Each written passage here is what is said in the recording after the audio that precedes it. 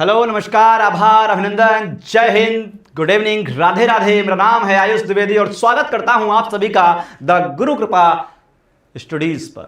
यह आपका अपना इंस्टीट्यूट है, आपके अपने ही इंस्टीट्यूट पर बहुत बहुत स्वागत है। कैसे हैं आप सभी लोग? एक बार थम्स अप करके बता दीजिए कि मेरी आवाज और ये वीडियो आपको स्पष्ट और क्लियर दिखाई पड़ रहा है। उसके बाद हम लोग आगे बढ़ते हैं। गुड इवनिंग आकाश कुमार जी, आकाश अब्दुल्ला बेग, नमस्ते सर जी। नमस्कार अब्दुल्ला बेग जी। यदम भावम तदम भवति, दोबारा से यही बात बताएंगे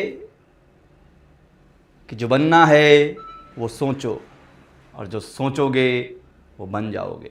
यदम भावम तदम भवति।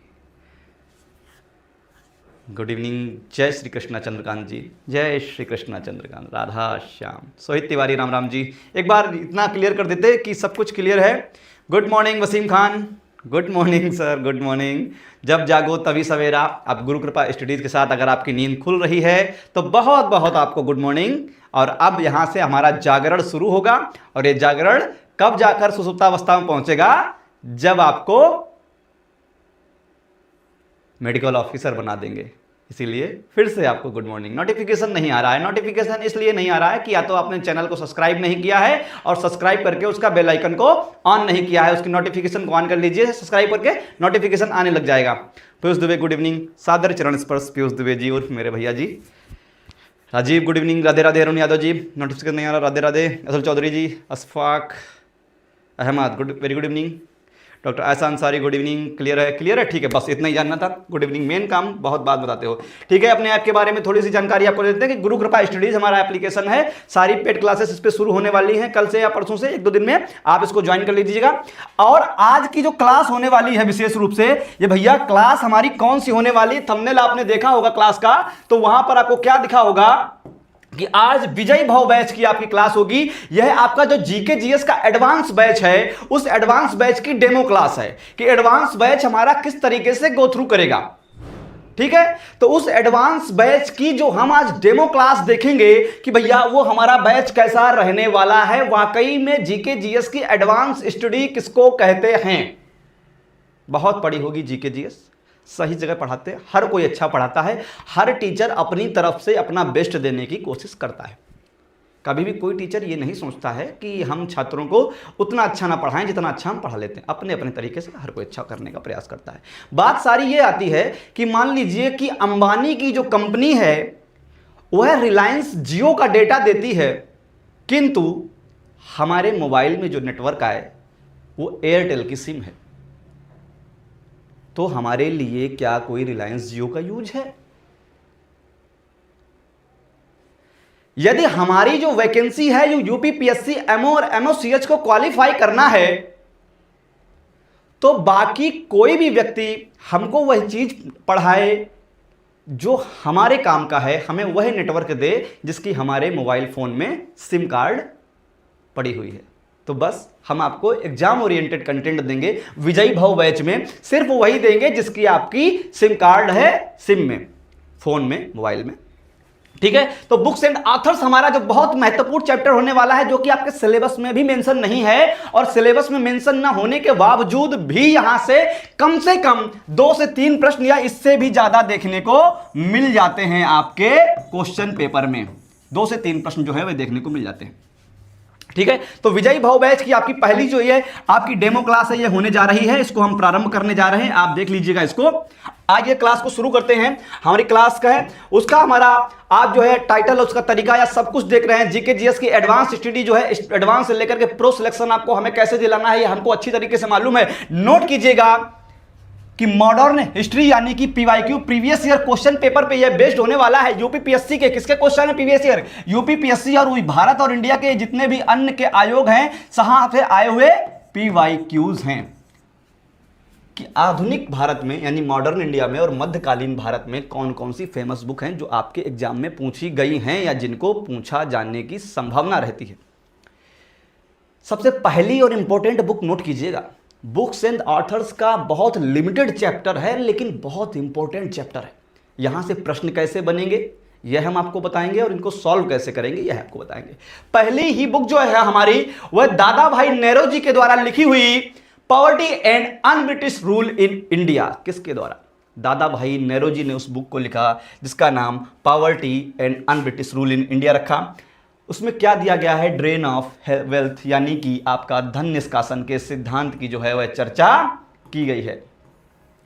तो धन निष्कासन का सिद्धांत क्या है? धन निष्कासन का सिद्धांत कहाँ से धन निकालना, कहाँ से पैसा निकालना है, सिर्फ इस बुक के बारे में ही नहीं पूछा जाता है।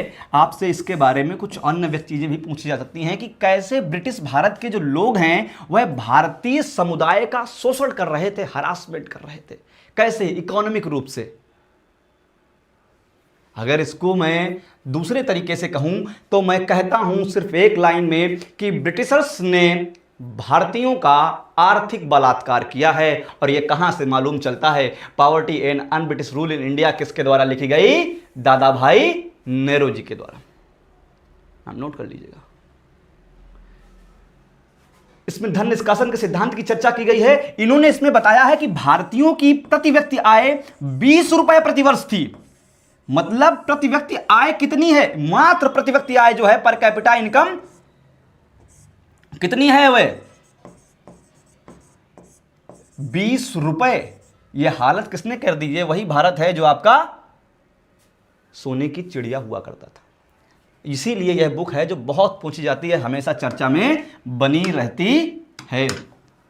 Poverty and un British rule in India, written by Dadabhai Nehru ji. नाम नोट कर लीजिएगा इसका। अगली बुक जो है वह है गुलामगिरी। गुलामगिरी जो किताब है साहब, यह ज्योतिबा फुले ने लिखी है। ज्योतिबा फुले की जो लिखी हुई किताब है उसका नाम गुलामगिरी है। ज्योतिबा फुले एक महाराष्ट्र के व्यक्ति थे। थोड़ा हम यहाँ से आगे नोट भी करते चलेंगे अपने नोट्स को हमें किस प्रकार बनाना है कि विजुअलाइजेशन स्टडी क्या होती है और स्मार्ट स्टडी क्या होती है। हमारी बुक का नाम क्या था? गुलामगिरी। उसको हमने नोट किया। किसके द्वारा लिखी गई है? तो ज्योतिबा फुले के द्वारा लिखी गई है। ज्योतिबा फुले जो है यह आप सर नेम देख पा रहे होंगे। और यहां से महाराष्ट्र से रहने वाले लोग भी हमारे साथ जुड़े हुए हैं तो वह जानते हैं कि एक मराठी व्यक्ति थे। तो यह आपकी जो बुक है किस लैंग्वेज में लिखी गई होगी? तो उसकी भाषा जो थी, लैंग्वेज थी, वह मराठी थी। कभी पूछा जाए कि आपकी गुलामगिरी जो बुक है वह किस लैंग्वेज में लिखी गई, तो मराठी भाषा में लिखी गई थी। यूपीपीएससी के बहुत महत्वपूर्ण प्रश्नों की चर्चा कर रहे हैं आज, गूढ़ प्रश्नों की। ये वह टॉपिक्स हैं जहां से प्रश्न जो है वह उठते ही उठते हैं। गुलामगिरी में ज्योतिबा फुले ने क्या बताया? अगर पूछ लिया जाए, अब प्रश्नों का तरीका जब बदलता है तो कभी कभी इनके अंदर भी हम लोग जा सकते हैं और पूछ पाते हैं। तो यहां बताया गया साहब कि गुलामगिरी में किस चीज़ों की चर्चा की गई है? तो गुलामगिरी में आपकी जाति प्रथा का विरोध किया गया है और कहा गया है कि ब्राह्मणों के वर्चस्व से हमें आजाद कराना होगा निम्न वर्ग के लोगों को। इसकी इसमें चर्चा है। और शिक्षा के महत्व को दर्शाया गया है। शिक्षा के महत्व को कुछ इस प्रकार दर्शाया गया है कि इन्होंने एक समाज की स्थापना की थी। उसका नाम नोट कर लीजिएगा। उसका नाम भी बहुत पूछा जाता है कि सत्यशोधक समाज की स्थापना किसने की? ये जो हमारा पुराना वाला भारत है, यानी मॉडर्न इंडिया शुरू होने से ठीक पहले, और मिडाइवल इंडिया, मिडाइवल हिस्ट्री जो है वह समाप्त होने के ठीक पहले, बीच का जो आपका ये संक्रमण काल है, यहाँ से बहुत प्रश्न आते हैं। यही वो समाज है जहाँ से बहुत सारी नई नई चीज़ें उभर के आई। उसी में एक समाज था सत्यशोधक समाज। इसकी स्थापना किसने की थी? इसकी स्थापना आपकी ज्योतिबा फुले ने ही की थी। अच्छा, इनकी एक पत्नी भी थी। सबकी एक पत्नी होती है, इनकी भी थी। पत्नी का नाम था सावित्रीबाई फुले। पहले अपनी पत्नी को पढ़ाया और पत्नी के साथ मिलकर के भारत में पहले लड़कियों के लिए पहला स्कूल खोला। ये पूछे हुए प्रश्न हैं, सारे के सारे पीवाईक्यूज हैं। लड़कियों के लिए पहला स्कूल खोला महाराष्ट्र में। किसने खोला? ज्योतिबा फुले और उनकी पत्नी, क्या नाम है उनका? सावित्रीबाई फुले ने मिलकर के खोला।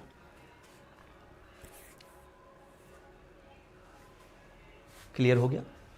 यहां तक अगर कोई दिक्कत हो, समस्या हो। ज्योतिबा फुले एक बहुत पीड़ित व्यक्ति थे, बहुत शोषित व्यक्ति थे।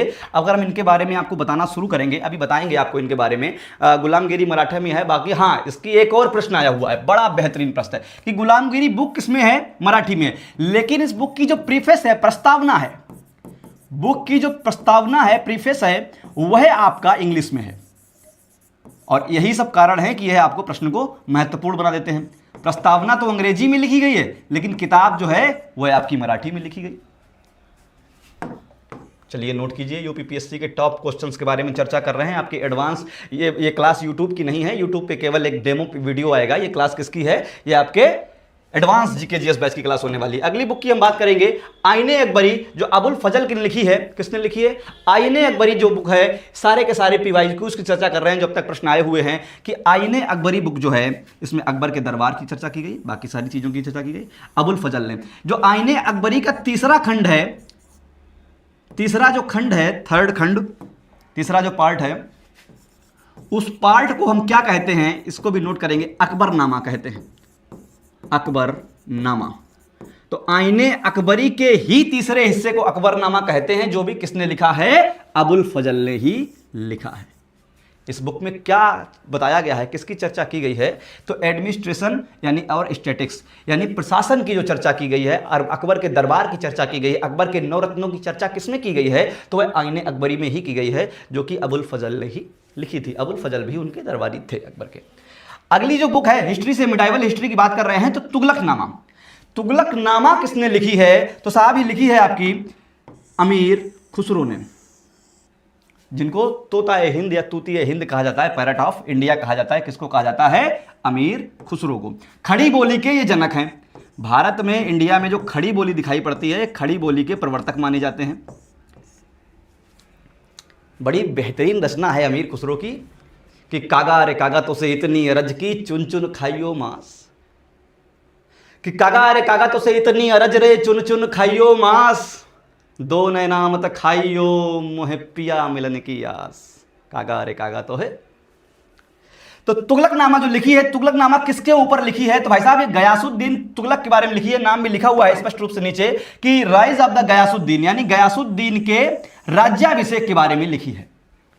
बहुत क्लास की पीडीएफ आपको जो है एप्लीकेशन पे मिलेगी, क्लास वीडियो के साथ अटैच होकर के।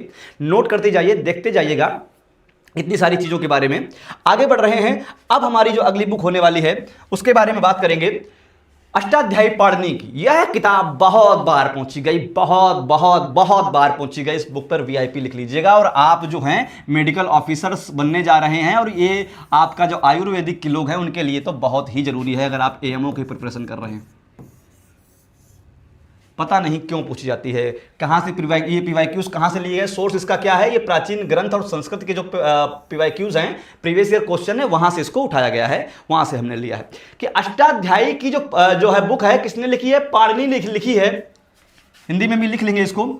आज इंग्लिश मीडियम वाले बड़े खुश होंगे, क्योंकि आज की जो क्लास हमने डिजाइन की है मोस्टली इंग्लिश मीडियम वालों को ध्यान में रखकर की है, क्योंकि बुक का नाम तो हिंदी में हम लिखते ही रहेंगे। इसमें फर्स्ट संस्कृत ग्रामर यानी संस्कृत व्याकरण की पहली किताब है, जो कौन सी है? अष्टाध्यायी है। कौन रचयिता कौन है? पाणिनि। राजतरंगिणी की बात करेंगे तो राजतरंगिणी कश्मीर के ही व्यक्ति थे, उनका नाम कल्हड़ था, तो उन्होंने राजतरंगिणी को लिखा। और किसके बारे में चर्चा है? कश्मीर के बारे में चर्चा है। 12वीं शताब्दी के आसपास की बुक है ये, हिस्ट्री ऑफ कश्मीर। कश्मीर का इतिहास इसमें बताया गया है। इतनी चीज़ों को सिर्फ नाम ही नहीं जानना है, उसके बारे में मैच करने के बारे में आ जाए कि यार इसमें दिया क्या गया है, तो वो भी हम जानते हुए चलेंगे। राजतरंगिणी एक कश्मीर के लेखक की ही लिखी हुई बुक है। चूंकि कश्मीर के लेखक कौन है? कश्मीर के ही व्यक्ति थे, उनका नाम कल्हड़ था, इसीलिए उन्हें कश्मीर के इतिहास के बारे में लिखा और उस बुक का नाम क्या रख दिया? राजतरंगिणी। मृक्षकटिकम, यह संस्कृत का एक नाटक है, प्रेम और विरह को दर्शाता है, संस्कृत नाटक है और ये कई बार पूछा गया है। और यह आपका महाराजा शूद्रक ने लिखा था। किसने लिखा था? महाराजा शूद्रक, पूरा इनका नाम है महाराजा शूद्रक। और ये लिटिल क्ले यानी कि एक छोटी मिट्टी है, सामाजिक नाटक है। छोटी मिट्टी की गाड़ी का मतलब होता है, इसका मतलब होता है मृच्छकटिकम का मिट्टी की छोटी गाड़ी, और उसी के बारे में बताया गया है। मुद्रा राक्षस एक मौर्य काल की, कब किसकी बुक है? मौर्य काल की बहुत बेहतरीन बुक है ये, आपको काल भी याद रखना है। मौर्य काल की बहुत बेहतरीन बुक है। और मुद्रा राक्षस किसके द्वारा लिखी गई है? विशाख दत्त के द्वारा लिखी गई है। और विशाख दत्त के द्वारा लिखी गई मुद्रा राक्षस में ही चंद्रगुप्त मौर्य को कुलहीन बताया गया है। जो आपका मौर्य डायनेस्टी है उसी समय बुक लिखी गई थी मुद्रा राक्षस। मौर्य समाज की इसमें चर्चा है, राजा की, अमात्य की, दुर्ग की, मंत्री की। राज्य के कितने अंग होते हैं? मौर्य काल अगर आपने पढ़ा है, आप रिवीजन कर रहे हैं, क्योंकि ये रिवीजन बैच की ही क्लास है, ये एडवांस बैच की क्लास है, तो आपने हिस्ट्री को पढ़ रखा होगा। मौर्य काल के बारे में हमने क्या क्या पढ़ा था, चलो एक बार रिवाइज करते हैं। मौर्य की स्थापना किसने की थी? आपको मालूम होना चाहिए, एडवांस बैच में जाने जा रहे हैं आप। मौर्य वंश के सबसे फेमस शासक, पहले अखिल भारतीय शासक कौन थे? चंद्रगुप्त मौर्य। चंद्रगुप्त मौर्य के बारे में ही इस बुक में क्या बताया गया है कि यह बुक चंद्रगुप्त मौर्य को कुलहीन बताती है। हालांकि चंद्रगुप्त मौर्य को कहीं कहीं क्षत्रिय भी दर्शाया गया है, लेकिन यह बुक चंद्रगुप्त मौर्य को शूद्र बताती है। अपने को क्या मतलब, क्षत्रिय हो या शूद्र हो, ब्राह्मण हो या वैश्य हो, लेकिन जो परीक्षा पूछती है वह बताते हैं। ठीक है, इसके बाद फिर उनके जो बिंबिसार आते हैं, बिंबिसार का बाद कौन आता है? बिंबिसार के बाद आते हैं आपके अशोक। अशोक महान, द ग्रेट अशोका, बौद्ध धर्म की स्थापना करते हैं। बौद्ध धर्म फिर भारत में इतना विशाल तरीके से फैलता है कि क्या ही कहना। फिर शिलालेख लिखवाते हैं जगह जगह पर, अलग अलग जगह पर। लुम्बिनी जाते हैं, अपने जीवन के 20वें वर्ष में लुम्बिनी की यात्रा करते हैं, सारनाथ जाते हैं, संकिसा जाते हैं, कई जगह पर जाते हैं।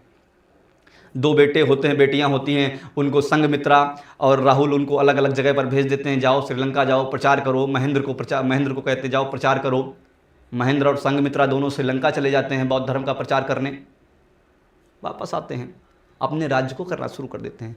उसके बाद इनके फिर आगे पुत्र होते हैं।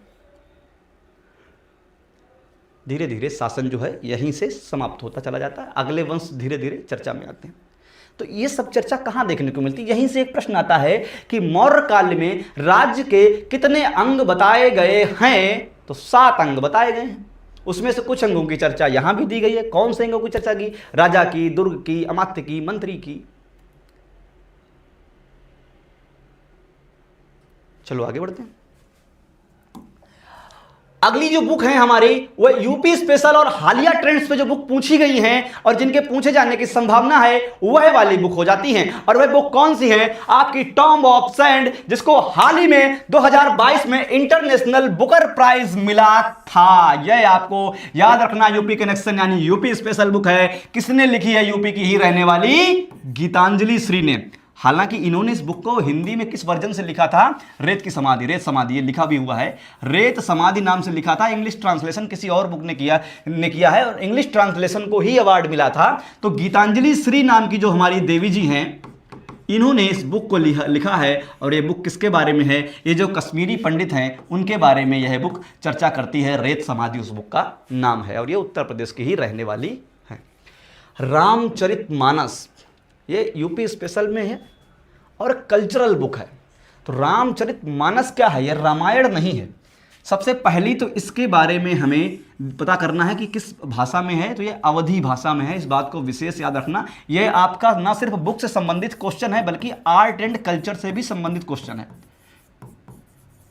जब एग्जामिनर क्वेश्चन पेपर को डिजाइन करने बैठेगा तो बुक्स से तो पूछेगा ही पूछेगा, साथ में आर्ट एंड कल्चर में भी पूछे जाने की इसकी संभावना बनती है। इसलिए आप इसको 2 बार ध्यान देंगे। रामचरितमानस में राम जी के चरित्र के बारे में यहां चर्चा की गई है। रामचरितमानस लिखी किसने है? गोस्वामी तुलसीदास जी ने। कब लिखी है? एक प्रश्न यहां से पूछा जाता है, ये किसके समकालीन थे?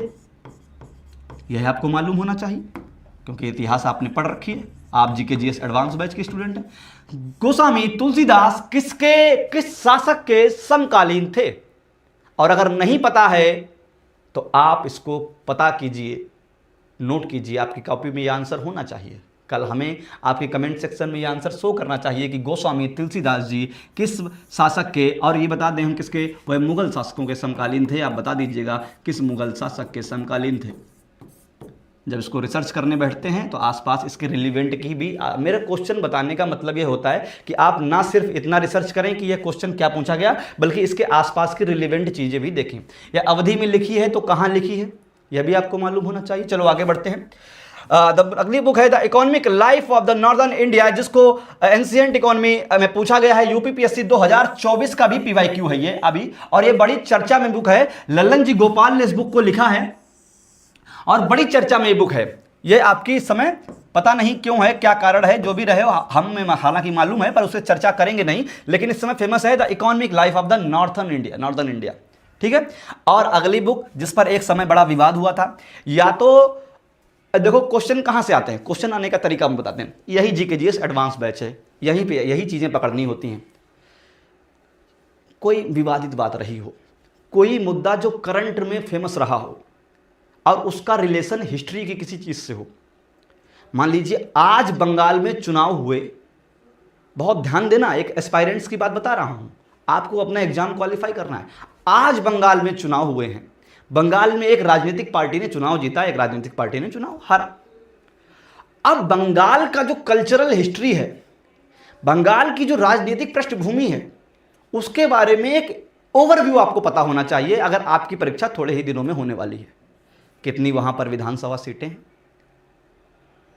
वहां का इतिहास क्या है, वहाँ पहला मुख्यमंत्री कौन था। एक व्यक्ति आते हैं, अभी हम उनके नाम बताएंगे। वहाँ से पिछला बार जब बंगाल का इलेक्शन हुआ था तो ठीक उसी समय बंगाल में यह पूछा गया था कि आपका निम्न में से यह पुरस्कार किससे संबंधित है। बीसी राय पुरस्कार किससे संबंधित है, यह आया डायरेक्टली, जो पीवाईक्यू प्रीवियस ईयर क्वेश्चन है उसको हम लिख रहे हैं। बीसी राय पुरस्कार किससे संबंधित है, ये जस्ट आपका पिछली बार जब एक एग्जाम में आया था उससे ठीक पहले आपका बंगाल का इलेक्शन हुआ था और 4 विकल्प दिए गए थे।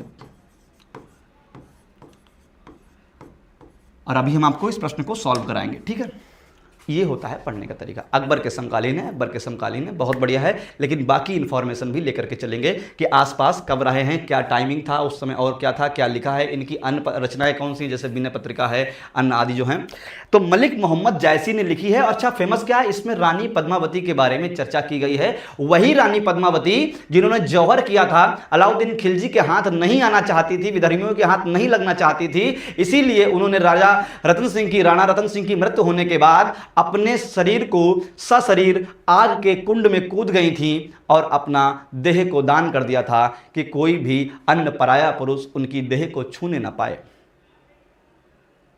और ना सिर्फ उन्होंने देह दान किया, अग्नि को अपनी देह समर्पित की, जलती हुई अग्निकुंड में कूद गई थी, बल्कि उसी के साथ साथ 16,000 अन्य क्षत्रिय महिलाओं ने भी अपने देह का त्याग कर दिया था, बलिदान कर दिया था।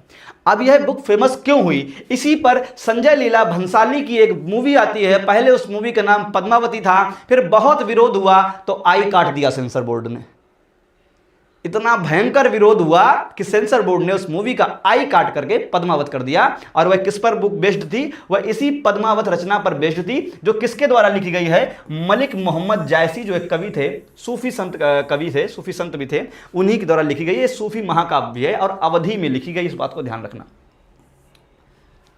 ठीक, अब हम आगे चलते हैं यहां से। हाँ, अगला क्या, बीसी राय पुरस्कार। अब हम आपको प्रश्नों का ट्रेंड बता रहे थे कि क्वेश्चंस का ट्रेंड क्या होता है, क्वेश्चंस उठते कहाँ हैं। फिर मैं हर बार आपको बताऊंगा कि सिलेबस से, बार बार नोट कीजिएगा, हर बार मैं यही बात कहता हूं, सिलेबस से 40 से 50% क्वेश्चंस ही आते हैं किसी एग्जाम में। ये हर बार कहूँगा, बार बार कहूँगा, चाहे कोई कुछ भी कहे। तो बाकी के 50% क्वेश्चंस कहाँ से आते हैं, बस इसी बात के लिए तो आपको टीचर की ज़रूरत है, और ऐसे टीचर की ज़रूरत है जो आपको यह बता सके कि आपके मोबाइल फ़ोन में कौन सा नेटवर्क आएगा, कौन सा आपके लिए ज़रूरी है। मालूम चला सिम है आपका जियो का पोस्टपेड और आप जो है नेटवर्क लिए हैं BSNL का, वो भी 3G। समझ रहे हैं बात को।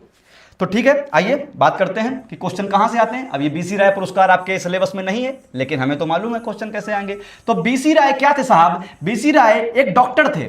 आप भी क्या हैं, एक डॉक्टर हैं। बीसी राय भी एक डॉक्टर थे, चिकित्सक थे, जो कि महज 1 रुपए के पर्चे में बंगाल में लोगों का इलाज करते थे और बाद में यह बंगाल के मुख्यमंत्री भी बने।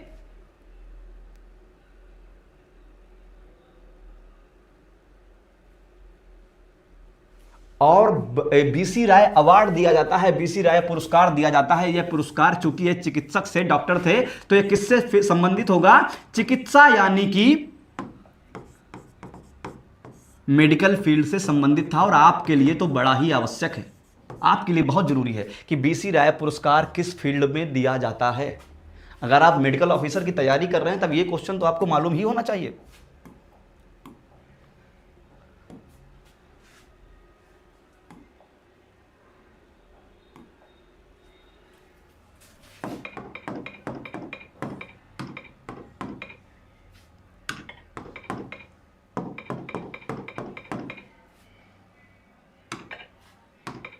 इसको स्टिकी नोट बना करके अभी जो है हम पेज पे स्टक भी किए देते हैं कि जब आपको ये पीडीएफ मिले तो आप आराम से याद कर पाएं।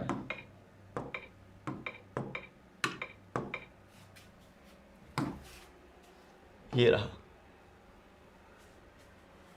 क्लियर? मेरी बात को समझ पाए? बहुत सारे लोगों ने इसका जवाब पत्रकारिता लगाया था, क्योंकि ऐसा लग रहा कि बीसी राय यार कोई पत्रकार रहे होंगे बहुत भयंकर, लेकिन विधान चंद्र राय एक ऐसे व्यक्ति थे। बीसी राय का पूरा नाम विधान चंद्र राय था।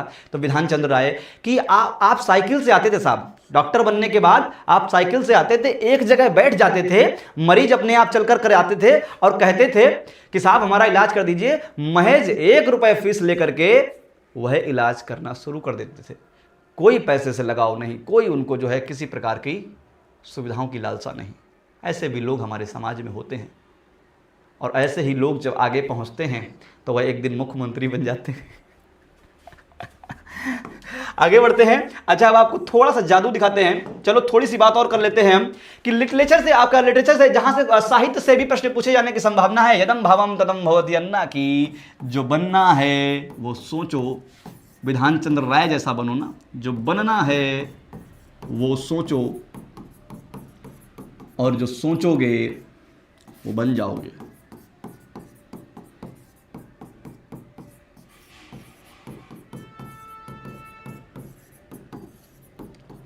साहित्य की बात कर रहे हैं। साहित्य में पहला नाम जो आता है वह कालिदास का आता है। कालिदास को भारत का शेक्सपियर कहते हैं। क्यों कहते हैं?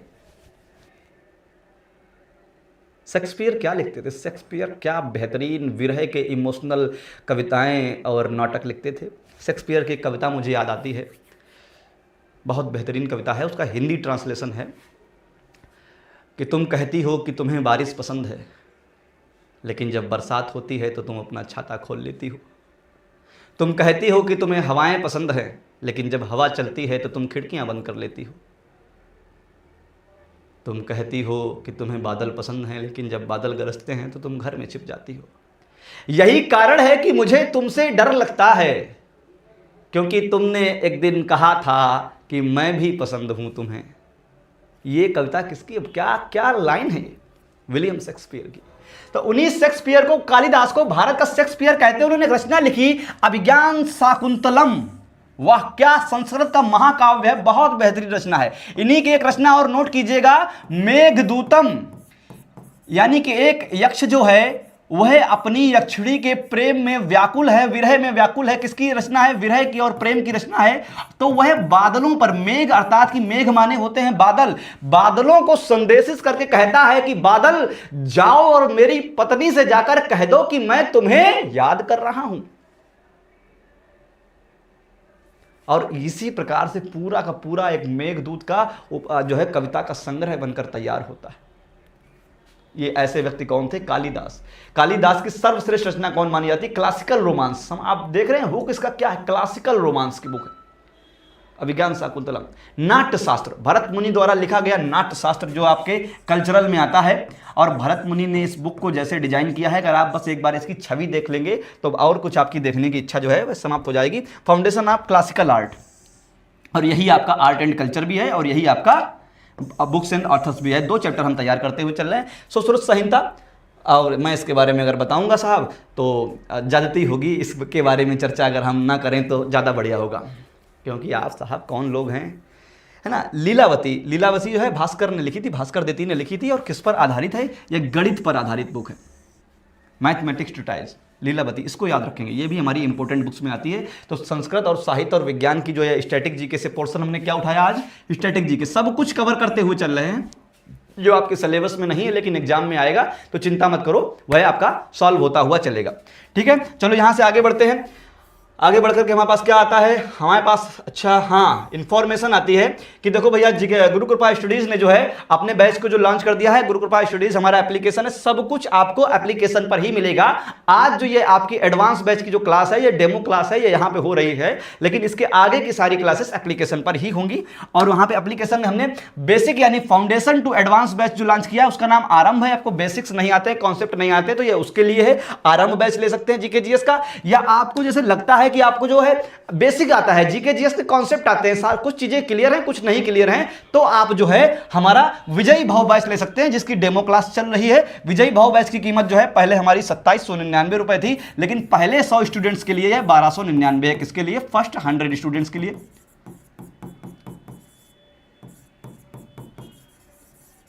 उसके आगे बात करते हैं तो टारगेट एनएचएम 25 यानी टारगेट 25 यानी 25 नंबर आपका जो एमओसीएच की तैयारी के लिए आपके जो 25 नंबर होने वाले हैं वो बहुत महत्वपूर्ण होने वाले हैं। उसके लिए जो बैच होगा वह आपका नेशनल हेल्थ प्रोग्राम का the deciding factor batch target 25। हमारा जो टारगेट होगा पूरे के पूरे 25 क्वेश्चन आपको एग्जाम में आपके नोट से ही मिले, ये टारगेट है। और उसमें उसके साथ साथ जो कोर सब्जेक्ट आपका आयुर्वेदा या यूनानी का होने वाला है, होम्योपैथी का, उसमें जो आयुष जी की आएगी वह भी हम कवर करेंगे आपके कोर सब्जेक्ट की आयुष जी के।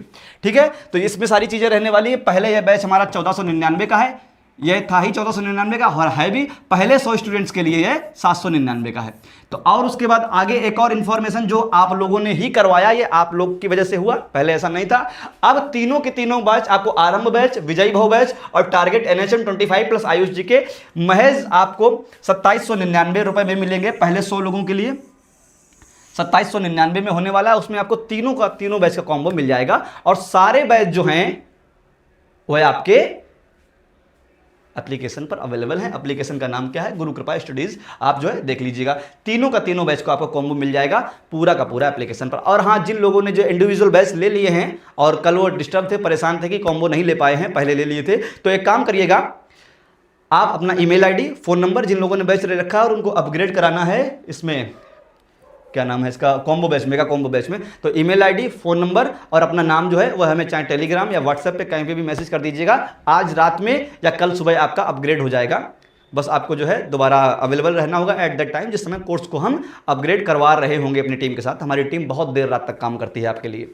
ठीक है, आज देर रात तक हम करवा देंगे। चलो अब आते हैं अपनी मेन चीज़ों पर, बहुत हो गया।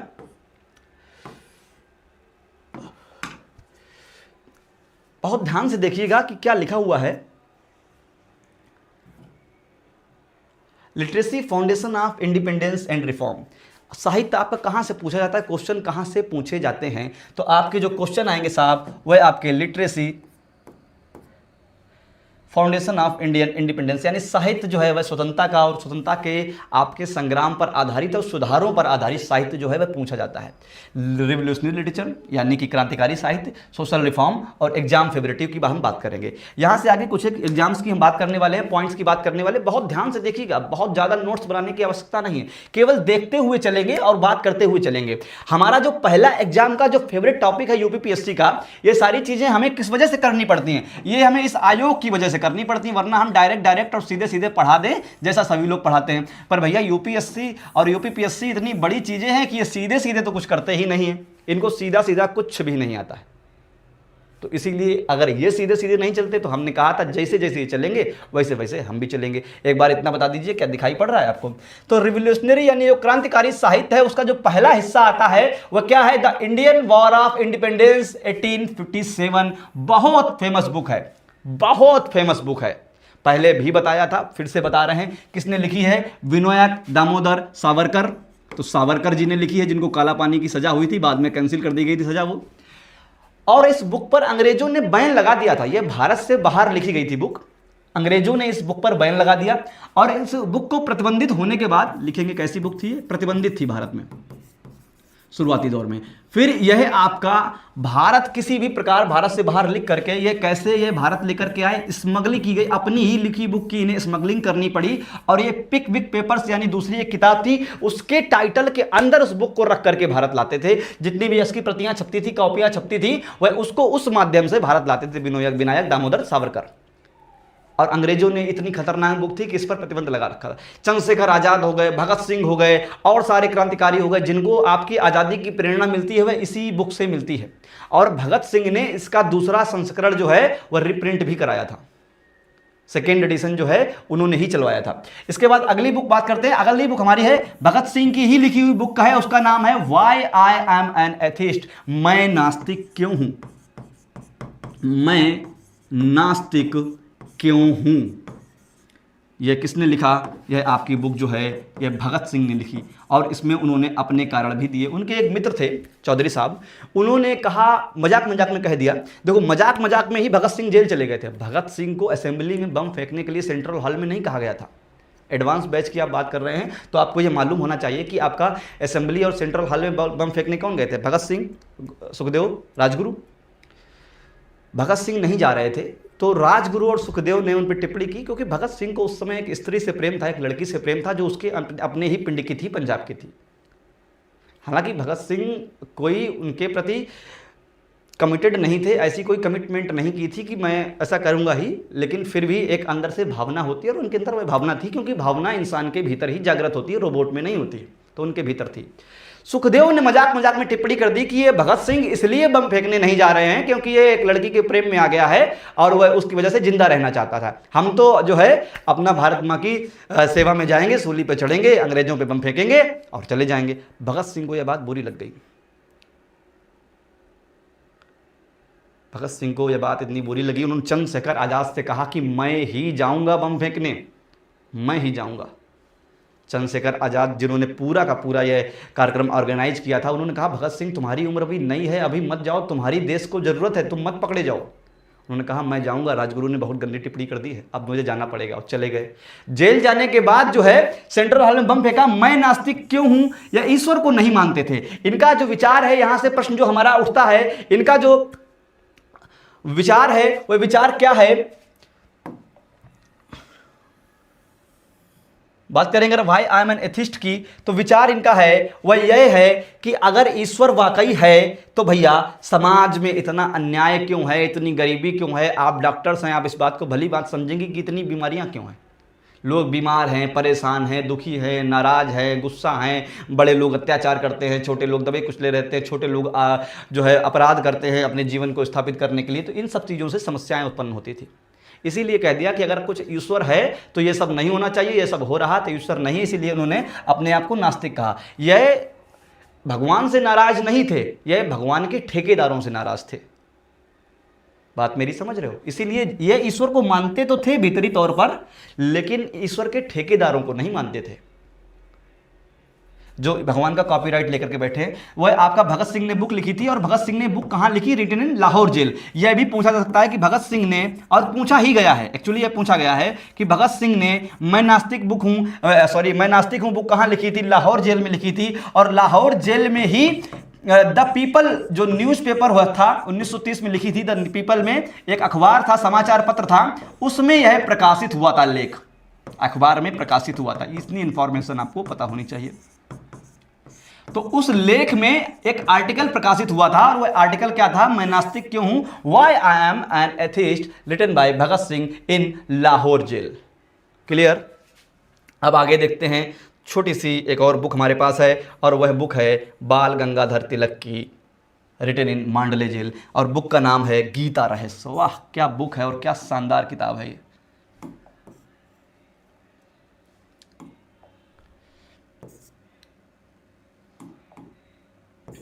गीता रहस्य।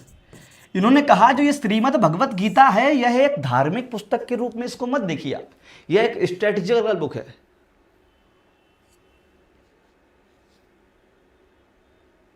स्ट्रेटेजिकल बुक है, यह स्ट्रेटजी सिखाती है, जीवन जीने की पद्धत सिखाती है। बाल गंगाधर तिलक ने गीता के जो रहस्य हैं उनको डिस्क्राइब किया है। किसमें किया है? आपके गीता रहस्य बुक में। और ये कहाँ लिखी थी? यह मांडले जेल में लिखी थी, मांडले बर्मा में लिखी थी, मांडले जेल।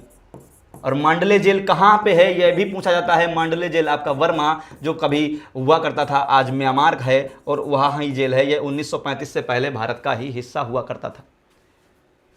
ठीक है, देख लेंगे इसको। अब यहाँ से आगे बढ़ते हैं। आगे हम देखते हैं क्या है ये,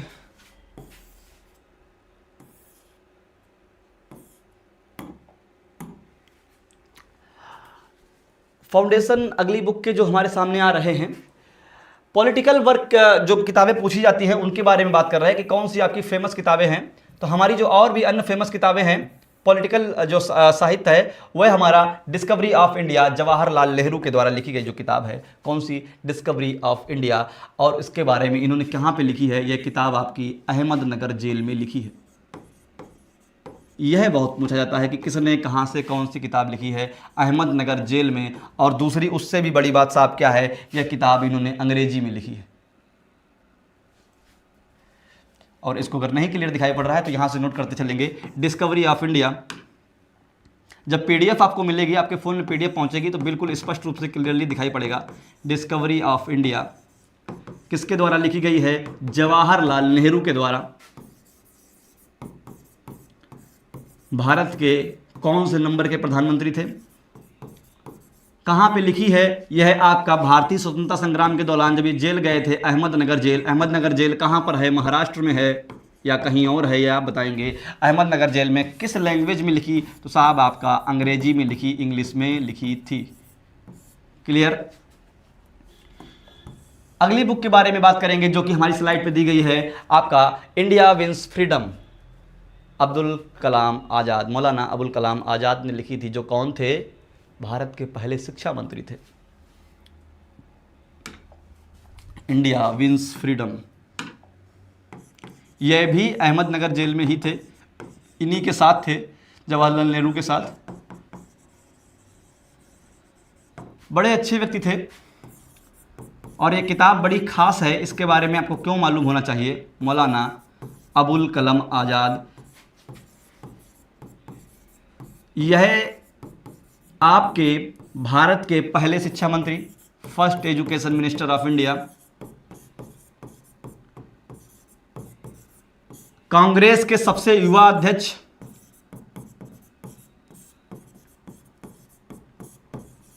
पढ़े लिखे इंसान थे, अच्छे व्यक्ति थे। किसके? कांग्रेस के, अखिल भारतीय कांग्रेस के सबसे युवा अध्यक्ष रहे हैं। दूसरी बात, इंडिया विंस फ्रीडम में किस बात के बारे में बताया गया है? भारत का जो विभाजन है, भारत विभाजन की घोर आलोचना की गई है, निंदा की गई है, क्रिटिसाइज किया गया है।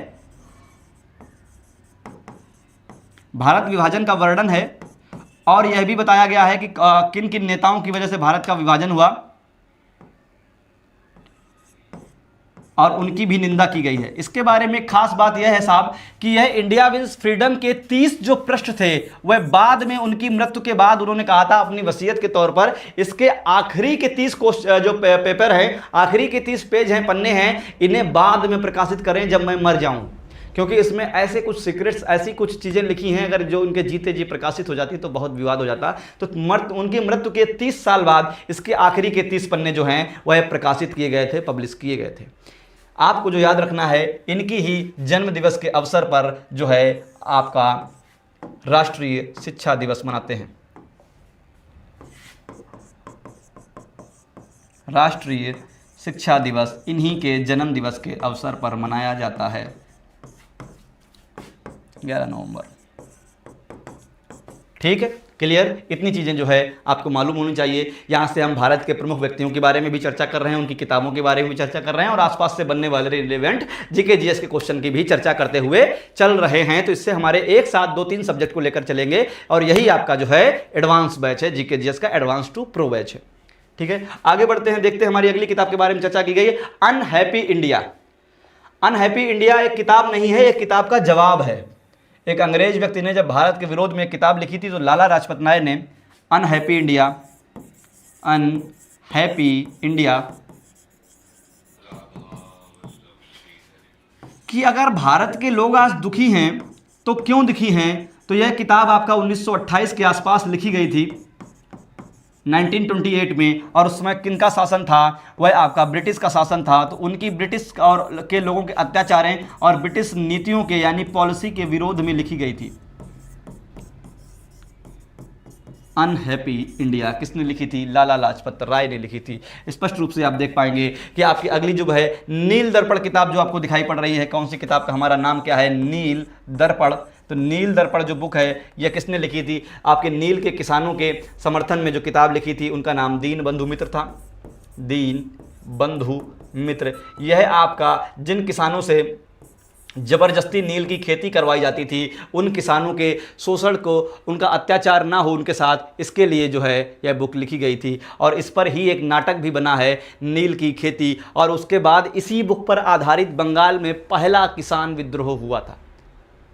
पहला नील आंदोलन कहाँ हुआ था? एक बार एक लोगों ने हमसे पूछा था कि यह प्रश्न तो हमने पहली बार सुना। तो जो पहला नील आंदोलन हुआ था, नील खेती का विरोध हुआ था, वह बंगाल में ही हुआ था। उस बुक का जो बेस था वह कौन था? नील दर्पण। और बंगाल में ही पहला किसान आंदोलन हमें देखने को मिलता है। ठीक है, इतनी चीज़ों को किया हमने। आगे जो हम बुक देख पा रहे हैं उस बुक का नाम है आनंद मठ। चलो आनंद मठ की जो है चर्चा करते हैं। आनंद मठ।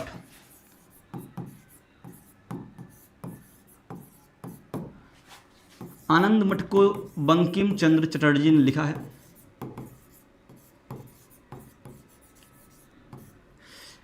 क्वेश्चन यहां से लेखक से भी आता है और यह आता है प्रसिद्ध जो गीत है वंदे मातरम, वह कहां से लिया गया है? तो वह गीत आपका कहां से लिया गया है? आनंद मठ नाम की पुस्तक से ही लिया गया है। सुजलाम सुफलाम मलयज शीतलाम सस्य श्यामलम वंदे मातरम। आगे देखते हैं, कुछ और बुक के बारे में चर्चा की गई है। अरविंदो घोष की द डिवाइन, यहीं से एक और हमें बुक याद आती है कि पहले जो एक व्यक्ति क्रांतिकारी रहे, डिवाइन लाइफ। और क्रांतिकारी से योगी बनने की यात्रा में उन्होंने जीवन के जो आध्यात्मिक पहलू हैं उनको छुआ। पहले वह क्रांतिकारी थे, फिर उनको सज़ा हो जाती है और सज़ा के बाद जब वो जेल में रहते हैं तो वह आपका वहाँ से पहले क्रांतिकारी थे, फिर योगी बने। और इस योग में उन्होंने जो जीवन का दर्शन पाया आध्यात्मिक रूप से, उसकी ही चर्चा है। उसका के रचयिता कौन है? अरविंदो घोष। और इनके बारे में भी पूछा जाता है कि महर्षि अरविंदो घोष, बाद में इनको कहा गया, किसको? महर्षि अरविंदो घोष कहा गया। तो जो क्रांतिकारी थे फिर योगी बने। ठीक है, अब यहाँ से हम आगे बढ़ रहे हैं। अन्य प्रमुख फेमस किताबों के बारे में चर्चा करेंगे जहाँ से जो है प्रश्न बनने की पूरी संभावना रहती है। तो अगली हमारी जो बुक होने वाली है वह इतिहास के पन्नों से होने वाली है। दरबारी बुकें हैं, दरबारी इतिहास है और उसके महाकाव्य हैं जहाँ से प्रश्न बनते हैं, पूछा जाता है। पृथ्वीराज रासो। पृथ्वीराज रासो में एक बड़ी ही रोचक लाइन देखने को मिलती है। जब पृथ्वीराज चौहान का युद्ध हुआ, किसके साथ हुआ? मोहम्मद गौरी के साथ। कहते हैं कि 17 बार मोहम्मद गौरी को माफ़ किया था। किसने? पृथ्वीराज चौहान ने। पकड़ते थे, छोड़ देते थे, माफ़ कर देते, जाओ। हालांकि इतिहास में 2 ही युद्ध देखने को मिलते हैं। और युद्ध कौन कौन से हैं? वह आपके तराइन के युद्ध हैं। तराइन का युद्ध 1191-92। ठीक है, तो तराइन के दूसरे युद्ध में जो है आपके पृथ्वीराज चौहान को उठा कर ले जाते हैं अफगानिस्तान। कुछ लोग कहते हैं कि वहीं ग्राउंड पे ही खत्म हो गए थे, कुछ लोग का कहना है कि ले गए। जो यह किताब है पृथ्वीराज रासो, इसमें तो यही देखने को मिलता है कि पृथ्वीराज चौहान जीवित थे और कहाँ गए थे? अफगानिस्तान। मोहम्मद गौरी उनको उठा करके ले गया था। तो पृथ्वीराज रासो जो है किसके द्वारा लिखी गई है? उनके ही दरबारी कवि थे चंद बरदाई, पृथ्वीराज चौहान के बारे में लिखी गई है। तो पृथ्वीराज चौहान को क्या था? पृथ्वीराज चौहान को शब्द वेदी बाण, यानी कि जहां से आवाज आई वहीं पर जो है आर्चरी जो है बाण मार देते थे, वहां का इसका बड़ा अभ्यास था। तो ये बात मोहम्मद गौरी को मालूम चली। वह मोहम्मद गौरी को कैसे मालूम चली? चंदबरदाई ने ही बताई। तो उन्होंने कहा कि लाओ हम भी इनकी कला देखना चाहते हैं। तो बड़ी ऊंची एक मचान बनवाई गई ऊपर और आसपास बड़े बड़े तवे लगाए गए और उस पर का आवाज़ करो, और जो आवाज़ करने के साथ जैसे ही आवाज़ होगी तो पृथ्वीराज चौहान वहाँ पर निशाना लगा देंगे, जैसे दशरथ ने लगा दिया था श्रवण कुमार से जब पानी भरने की आवाज़ आई थी। ठीक है, तो वहीं से एक कविता इसमें वर्णित है कि पृथ्वीराज चौहान के लिए चंदबरदाई ने बोला कि 4 बांस 24 गज अंगुल अष्ट प्रमाण, 4 बांस 24 गज अंगुल अष्ट प्रमाण, ताव पर सुल्तान है मत चुको चौहान। यानी इतनी ऊंचाई पर मोहम्मद गौरी बैठे हुए पृथ्वीराज चौहान, आज मत चूको, आज इसको निपटा दो। अगली जो बुक देखने को मिलती है अमीर खुसरो की एक और बुक देखने को मिलती है जिसमें अलाउद्दीन खिलजी और उसके बारे में चर्चा की गई है, खजनुल फतूह। यह भी बड़ी फेमस बुक है। आपका बाबरनामा या तुजुक बाबरी, यह पहले फारसी में थी इसका फारसी में अनुवाद कराया। ये आपका तुर्की में लिखी गई थी, तुर्की में लिखी गई थी, बाद में फारसी का इसका अनुवाद कराया जाता है। और ये अपनी ही आत्मकथा लिखी है, ऑटोबायोग्राफी लिखी है, किसने? बाबर ने। किस नाम से? तुजुके बाबरी नाम से। और किस में लिखी है? तुर्की में लिखी है। बहुत फेमस बुक, अगली जो बुक है हमारी बड़ी फेमस बुक है, और उस बुक का नाम क्या है? आमुक्तमाल्याद। हिंदी में भी अगर ना याद आ रहा हो तो इसको लिख लो, आमुक्त। ये बड़ी फेमस बुक है, आमुक्तमाल्याद। और ये दक्षिण भारतीय शासक हैं, उन्होंने लिखी है। विजयनगर के जो सम्राट थे उनका नाम कृष्णदेव राय था। संस्कृत का एक महाकाव्य है कृष्णदेव राय, वही तेनालीरामन वाले व्यक्ति हैं ये, कृष्णदेव राय, उन्होंने इस किताब को लिखा है।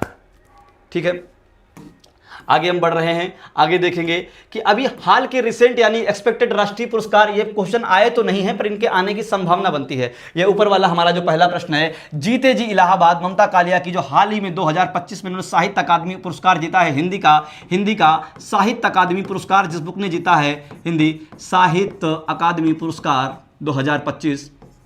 यह आपका करंट अफेयर्स का भी क्वेश्चन है और साहित्य का भी प्रश्न है। उसका नाम क्या है? जीते जी इलाहाबाद। और किसने लिखी है? ममता कालिया। जीते जी इलाहाबाद बड़ी अच्छी बुक है, अभी पूरी तो नहीं पढ़ पाई है लेकिन पढ़ने में आनंद आ रहा है। जीते जी इलाहाबाद, ममता कालिया। और इसे ही आपका, इनके पति नहीं हैं और पति की याद में ही इन्होंने पति को अपने समर्पित करते हुए ये बुक को लिखा है, जीते जी इलाहाबाद। बड़ी आपका, अभी मैं कहूं कि अगर पूरे के पूरे साहित्य वाले चैप्टर से सबसे इंपॉर्टेंट जो लाइन बनती है, सबसे महत्वपूर्ण जो लाइन बनती है, तो यही बनती है कि जीते जी इलाहाबाद जो है, इस बुक को अगर चाहें तो आप अलग से भी नोट करेंगे, VIP लिख करके, हम तो कहते हैं दोबारा नोट कर लो, जीते जी इलाहाबाद।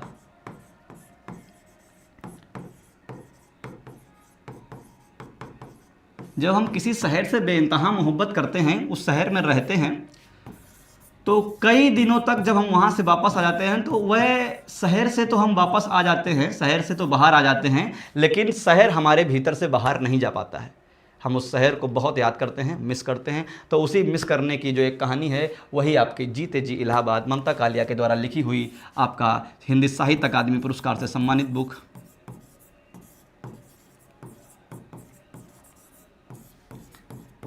और ये इसलिए बता रहे हैं क्योंकि एक प्रश्न आपका करंट अफेयर्स का भी है। अगली किताब जो देखते हैं आपका नेशनल अवार्ड जिन्होंने जीते हैं, कौन देश का वासी, कौन देश को वासी, और ये सूर्यवाला ने लिखी है। इनको आपका 34वां व्यास सम्मान जो है वह दिया गया था, 34th व्यास सम्मान इसका है। किसने लिखी थी? यह आपकी सूर्यवाला जो है, उन्होंने लिखी थी आपका कौन देश को वासी। अगली जो हमारी बुक होने वाला है, हरा पार्वती कथा।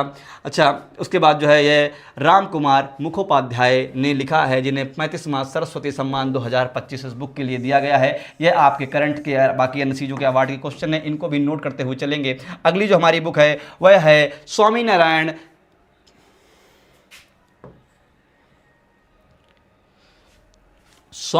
नारायण, चलो इसको साफ कर लेते हैं, सिद्धांत सुधा। ठीक है, तो यह हमारी कुछ अवार्ड वाली बुक थी। देखो, कहने का मेरे तात्पर्य क्या है, सारी चीज़ें जो हैं वह आपको मिल रही हैं, आप जो है कंटेंट देख पा रहे हैं, बाकी सारी चीज़ें तो आप वह कंटेंट पढ़ें जो आपकी परीक्षा की दृष्टि से जरूरी है। हम आपको यहाँ अवार्ड के नाम पर 15-20 किताबें, 10-15 अवार्ड या बाकी सारी चीज़ें बता सकते थे, लेकिन वहाँ से निकाल करके जो प्रश्न आने की संभावना बनती है, जिसको हाल फिलहाल में अवार्ड मिला है, जिसको 2024 में व्यास सम्मान मिला, सरस्वती सम्मान मिला, 34वां सरस्वती सम्मान, 35वां सरस्वती सम्मान किस बुक को मिला, ये हिंदी में मिला, संस्कृत में मिला, किस लैंग्वेज मिला, कहाँ से प्रश्न आते हैं, नेशनल अवार्ड वाली किताबें जो है साहित्य की वह पूछी जाती है, उनकी चर्चा करेंगे। और यही आपकी एडवांस जीके का एक अलग तरीका है। ठीक है, 6 साल रहे हैं इलाहाबाद में अब्दुल्ला बेग, बहुत बढ़िया। इलाहाबाद बहुत बेहतरीन जगह है, बहुत बढ़िया जगह है। ठीक है, आगे हम बात करने वाले हैं। हाँ, और हमारे पास अवार्ड वाली जो अंतर्राष्ट्रीय और शीर्ष पुरस्कार जिन्होंने जीते हैं उसकी बुक है। यह आपकी जो है बुक का नाम जो है, अब टाइम हो गया है इसीलिए हम पूरी की पूरी चर्चा नहीं कर पाएंगे, यह आपके अगली क्लास का कंटेंट है। लेकिन आप समझ लीजिए कि जो इंटरनेशनल जिसको बुक प्राइज मिला है, इंटरनेशनल बुकर प्राइज से सम्मानित हमारी किताब कौन सी है, वह हमारी 2025 इंटरनेशनल बुकर प्राइज से सम्मानित बुक है। उसका नाम है हार्ट लैम्प। किसने जीता है यह पुरस्कार? बानू मुश्ताक ने। ट्रांसलेशन इसका दीपा बस्टी ने किया है। आप एक बार सिर्फ नज़र डालिए इस पे, जो है एक बार अब देखिए कि आपको जो है क्या क्या आपको वर्णित किया गया है, क्या क्या नहीं बताया गया है।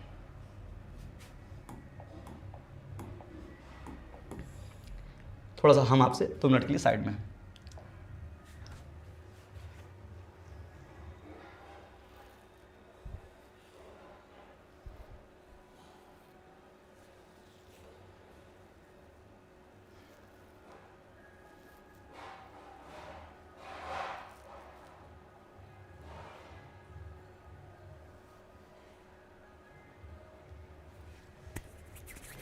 ठीक है, देखा हमने। इसके बारे में आज हम चर्चा नहीं करेंगे। जो भी आपकी नोबेल प्राइज जो है साहित्य में, उसको हंगरी की जिस बुक को मिला है उसके बारे में बात करेंगे, जो तमिल की पोइट्री को मिला है उसके बारे में बात करेंगे, लेकिन आज नहीं करेंगे। ये सब जो है आपकी आज मेरी तो प्रेम भूमि रही है प्रयागराज, प्रेम भूमि रही है, वाह।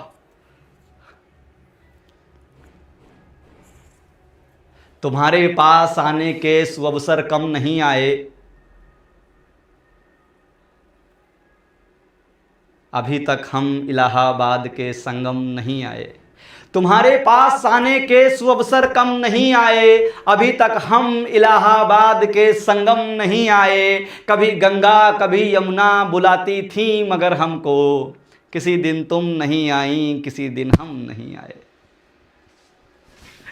ठीक है, आगे देखते हैं। अभी भी बहुत सारी चीजें बाकी हैं। जो 100% प्रोबेबिलिटी लिस्ट बनती है, हमने देखा आपको 100% हाई प्रोबेबिलिटी लिस्ट जो है यूपीपीएससी 2025 और 26 में कहां से बन रही है उसके बारे में बात करेंगे। तो ममता कालिया के जीते जी इलाहाबाद, हाईएस्ट चांस है ड्यू टू यूपी लिंक, सारी चीजों को जो है हम लोग चर्चा करते हुए आगे बढ़ेंगे। इंटरनेशनल बुकर पुरस्कार जो है बानी मुश्ताक ने जीता है, बुक का नाम क्या है? हार्ट लैंप है। इंटरनेशनल बुकर पुरस्कार 2025। वेरुमुथ जो बुक है वह 60 में तमिल की बुक है, पहली तमिल बुक है, पहली तमिल कवित्री है जिनको यह अवार्ड मिला है। क्यों इंपॉर्टेंट है यह? आपका जनपीठ अवार्ड है, आपका क्यों मिला है 60 वाला?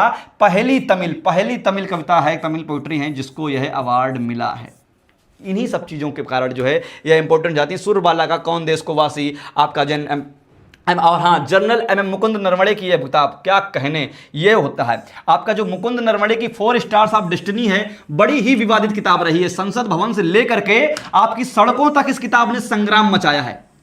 संसद भवन में संग्राम हुआ और फिर सड़कों पर संग्राम हुआ। और जनरल जो आपकी भारतीय सेना के जो आपके मुकुंद नरवणे रहे हैं, जो चीफ रहे हैं, उनकी ये बुक है, उसका नाम 4 स्टार्स ऑफ डेस्टिनी है। और इसने इतना विद्रोह कराया भारत में, राजनीतिक पार्टियों को इतना लाभ पहुंचाया, इसीलिए चर्चा में है कि चीन की जमीन जो है वह सेना ने दबाई, कि आपकी सेना की जमीन चीन ने दबाई, भारत की जमीन है कि नहीं है, ये बहुत सारी चर्चा इस बुक में की गई है। हम इतनी बात ही नहीं करेंगे, हम सिर्फ उतनी बात करेंगे कि आपका क्या पूछा जाएगा कि 4 स्टार्स ऑफ डेस्टिनी किसकी बुक है। और ये PYQ है, ये पूछा भी जा चुका है। ये आपका जनरल मुकुंद नरवणे की किताब है। फिलहाल और भी बहुत कुछ है हमारे पास सीधे सीधे, लेकिन आज हम उतनी समय के कारण उतनी चीज़ों की चर्चा नहीं कर पाएंगे। तो धीरे धीरे आगे बढ़ते हैं, सीधे अपनी क्लास के उन्हीं चीज़ों के बारे में आते हैं कि आपको जो है अगर क्या करना है तो करना कुछ नहीं है साहब, बस इकलौता एक काम करना है कि गुरु कृपा स्टडीज़ को डाउनलोड कर लीजिएगा, एप्लीकेशन को डाउनलोड कर लीजिएगा।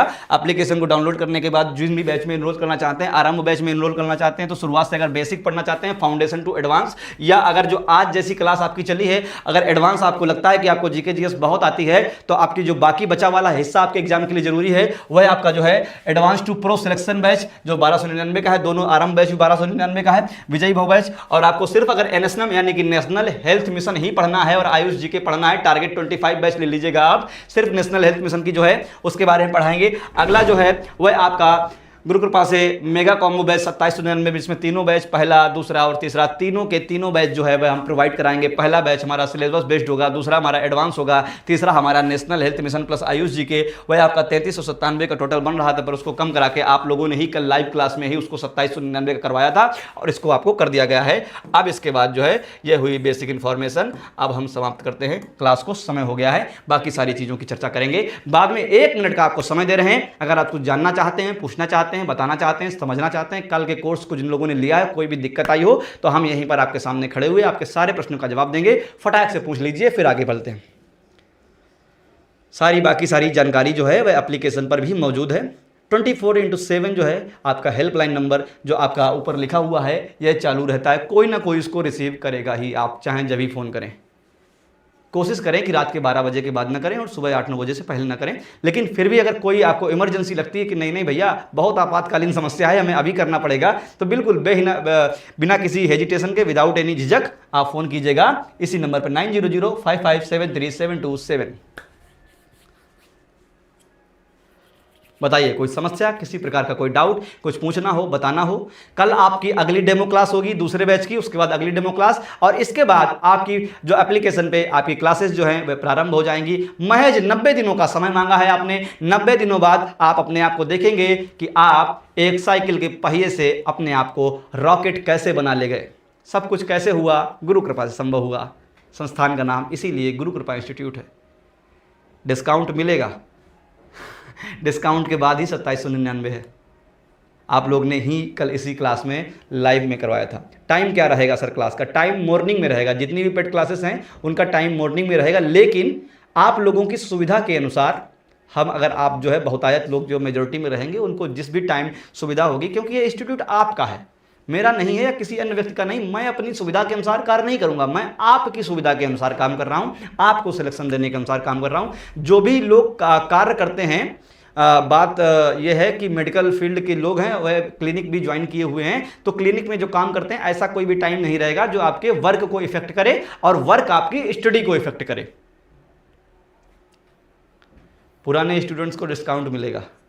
तो हमें डिस्काउंट चाहिए या मेडिकल ऑफिसर बनना है, इतना बता दो भाई साहब। आपके लिए ही ये संस्थान खोला है, बताइए करना मैसेज, क्या दिक्कत है? हालांकि अगर वाकई किसी को कोई प्रॉब्लम है, कोई सीरियस इशू है, तो गुरु की कृपा से कोई भी चीज़ आपकी रुकेगी नहीं।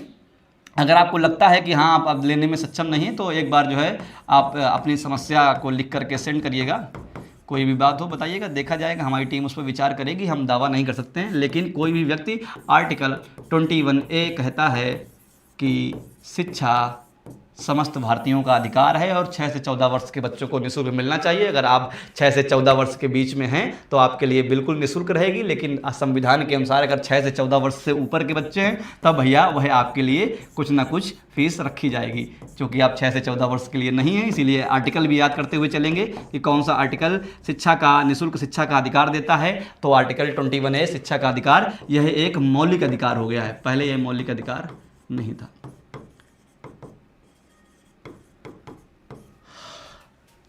फंडामेंटल राइट है। 8 से 9 PM ठीक है, देखेंगे बाद में। और कोई बात? क्लियर सब कुछ?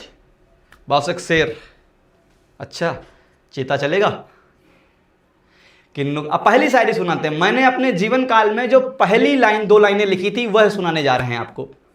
ध्यान से सुनिएगा कि नुकसानदेह है तो क्या पीना छोड़ दें, नुकसानदेह है तो क्या पीना छोड़ दें, और जहर तो ये जिंदगी भी है, क्या जीना छोड़ दें।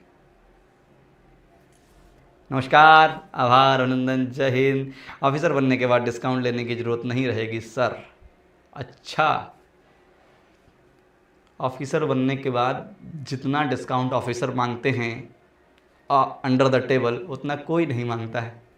बहुत भली भांति परिचित हैं कई ऑफिसर से। ठीक सर, हम लोगों का क्लास दूसरे पेड बैच में और आपका पेड बैच का टाइम एक साथ ना रहे तो ठीक है। जो बहुत सारे लोग हैं वे हमें अपना टाइम बता दें कि उनकी बाकी क्लासेस जो हैं कोर सब्जेक्ट की, वह किस टाइम पे हैं, तो उस टाइम पे हम कोशिश करेंगे कि ना रखें, हम वादा नहीं कर सकते हैं। ठीक है, चलो फिर हमको दीजिए इजाज़त साहब, चलते हैं, मिलते हैं कल आपसे एक नए बैच के डेमो के साथ। आप देखिएगा 3 दिन आपके डेमो क्लासेस रहेंगी हर एक चीज़ में। उसके बाद फिर जो होगा एप्लीकेशन पर धमाल धमाल एंड धमाल, फाउंडेशन टू एडवांस, और एडवांस वालों को रॉकेट बना देंगे। चलो चलते हैं कि इतना करीब मत आओ कि दूर हो ना सको, यूं ना छिपाओ दर्द को कि रो ना सको, और इतना करीब मत आओ कि दूर हो ना सको। ऐसी बहुत सारी लाइनें हमने अपने समय से पहले लिखी हैं कि सुकून, दर्द, सब्र और वो अरमान जिंदा है मेरे दिल में, अभी भी तेरा नाम जिंदा है। नुकसानदेह है तो क्या पीना छोड़ दें, जहर तो ये जिंदगी भी है, क्या जीना छोड़ दें। ठीक है, अपना अपना ख्याल रखिए और अपनों का ख्याल रखिए। स्टडी करते रहिए, पढ़ते रहिए, पढ़ाते रहिए, मुस्कुराते रहिए और गर्दा उड़ाते रहिए। धन्यवाद, नमस्कार, आभार, अभिनंदन, जय हिंद।